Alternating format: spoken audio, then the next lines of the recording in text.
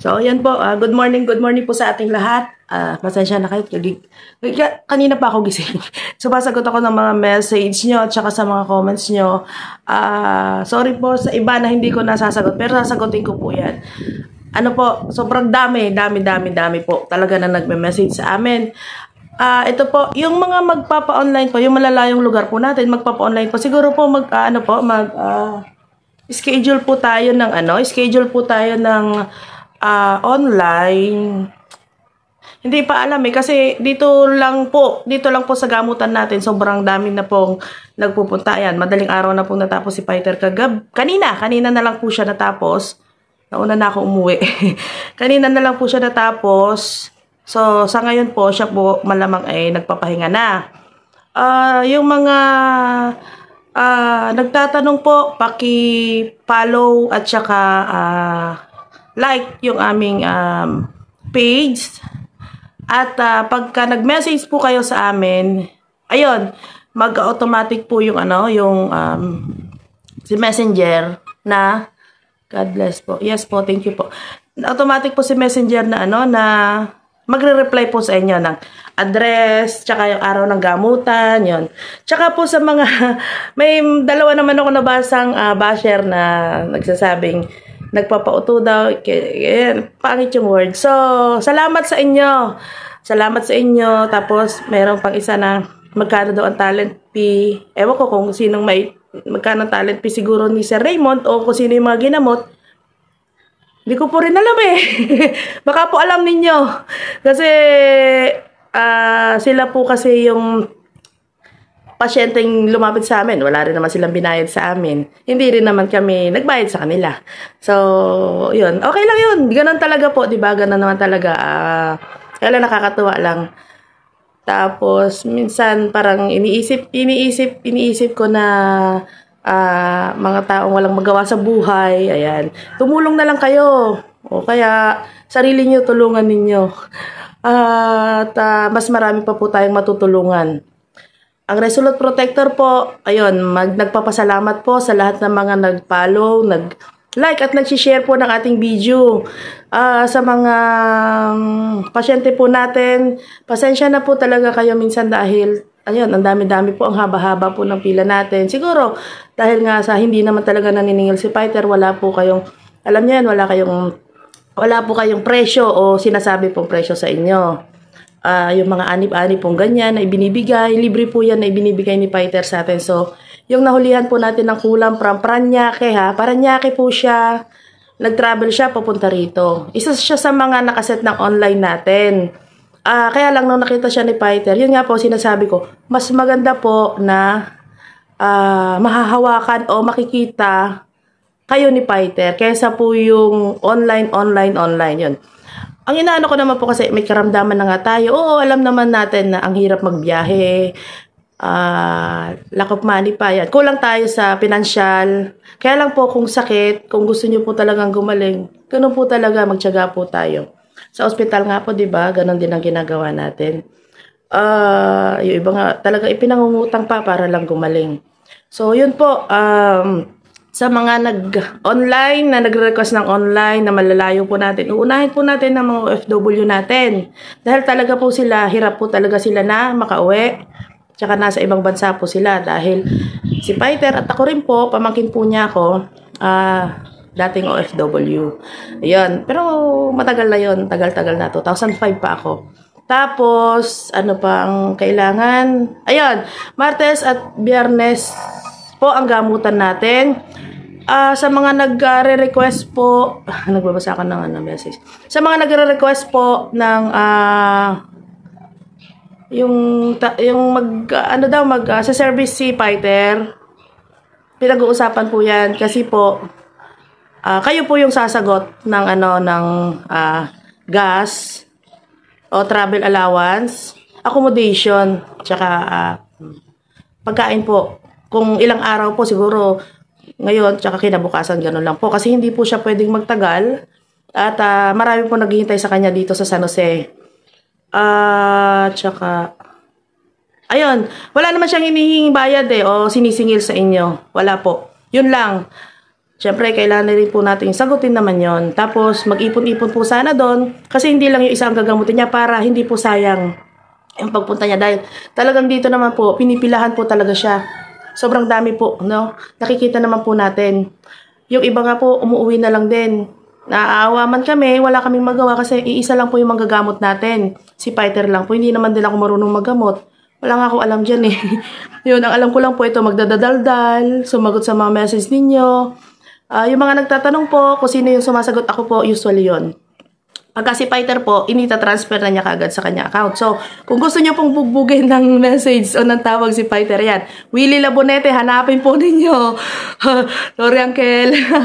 Alam ko nagpapahinga ka. Kaya lang po, pag hindi po siya sumasagot, so intindihin po natin dahil talagang nakita niyo naman po, nag-start siya ng alas 8 ng umaga. Madaling araw na po siyang natapos. Ang pahinga lang po niya, pagkain, kulang pa po sa oras.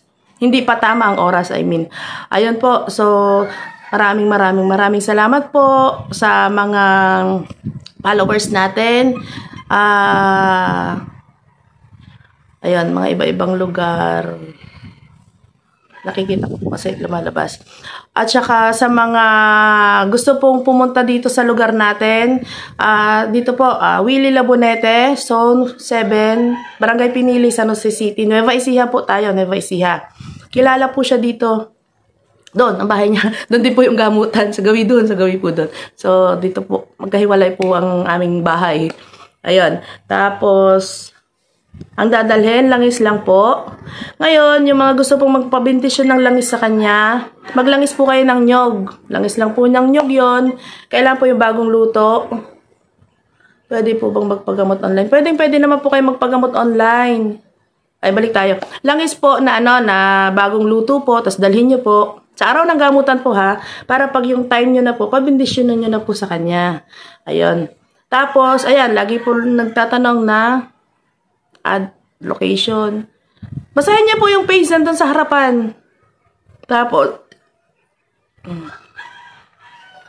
pwede magpagamot online.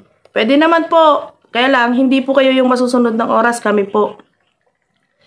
At saka yung sinasabi po na tawagan na namin kayo kagad, hindi po namin magagawa yan, mga sir at mga ma'am, kasi si Fighter po tulog ngayon, malamang. Tapos ako rin po, puyat, mag-isa ko lang po. So, siguro po sa isang araw, paggising ko pa lang, o oras pa lang na nakakatulog ako, nakita nyo naman po ang comments natin, ang message natin, daan na po. Ayan. O, sunod-sunod po yan na dumarating yung mga message. Actually, iba-ibang tao po yan na gusto man po namin na sabay-sabay kayo lahat. Na gusto ko man sabay-sabay kayo lahat na ipagamot kay Fighter. Hindi rin po pwede. Dahil siguro po, yun, isa rin po yun na talagang kaya dinadagsa po si Fighter sa hindi lang sa okay naman yung paggagamot po niya. Kahit paano po, hindi rin namin sinasabi na syempre magaling siya talagang manggamot.